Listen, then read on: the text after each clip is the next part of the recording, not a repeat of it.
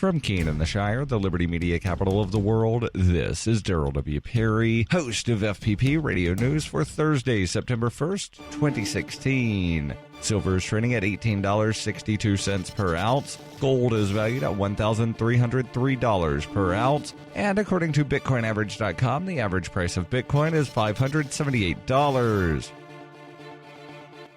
Antiwar.com reports, adding to international criticism of Israel's construction in the occupied West Bank, the government of Israel has approved several hundred additional homes in the settlement there, both approving plans for 284 new homes to be constructed and retroactively legalizing some 179 homes built in violation of Israeli law in the Ofaram settlement. The new plans were criticized by Israeli watchdog Peace Now, saying that the current government is building settlements all over the West Bank and also sending the message that illegal settlements can continue to be built and be expected to be legalized after the fact. The U.S. State Department issued a statement saying that they were deeply concerned by the acceleration of settlement construction and in particular about the growing trend towards retroactive legalization, allowing Israel to expand settlement activity in a potentially unlimited way. The far-right government's trend towards retroactive legalization, as a matter of course, is indeed fueling a boom in pirate outposts, with self-described entrepreneurs bragging about going hilltop to hilltop in the Palestinian territory, tossing up a few trailers, and then waiting a few months for Israel to retroactively legalize the takeover of the land that the settlers never had any pretense of owning in the first place.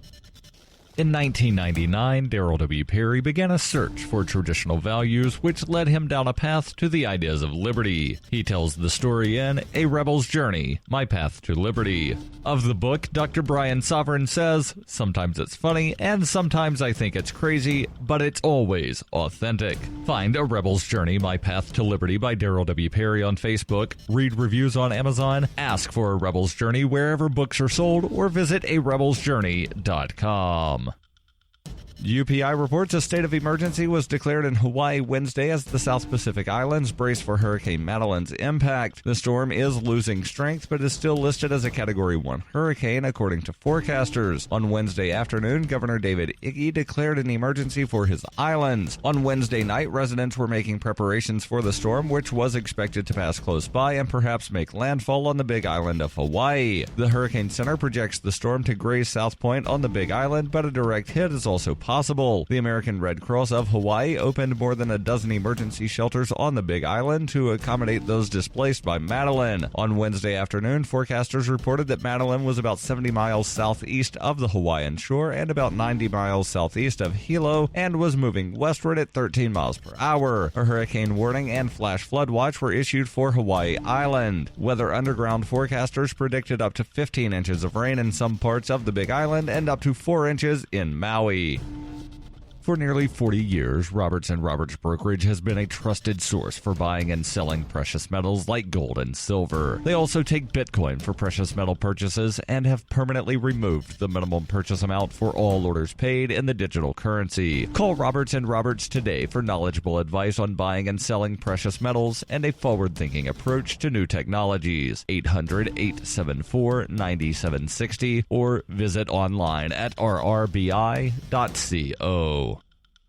Reuters reports the first scheduled commercial passenger flight from the United States to Cuba in more than half a century landed on Wednesday, opening another chapter in the Obama administration's efforts to improve ties and increase trade and travel with the former Cold War foe. A JetBlue Airways passenger jet arrived from Fort Lauderdale, Florida in the central Cuban city of Santa Clara. The route may be a commercial challenge, at least initially, but it is the first of a plethora of new flights by various U.S. airlines to destinations in the communist-ruled island. U.S. Transportation Secretary Anthony Fox, other officials, and journalists were aboard the 150-seat plane. Regular travelers, including some of Cuban descent, occupy nearly half of the seats on the flight to Santa Clara, a city with a population of about 200,000 people that is known for its monument to revolutionary leader Ernesto Che Guevara. While opening travel to cities like Santa Clara is seen as a foot in the door to expanding travel to some of the Cuban provinces, the market's big prize is routes to Havana, which Fox awarded on Wednesday. American Airlines was awarded the biggest portion. U.S. Secretary of State John Kerry noted in a Twitter message that the flight took place just over a year after the flag was raised at the reopened U.S. Embassy in Havana.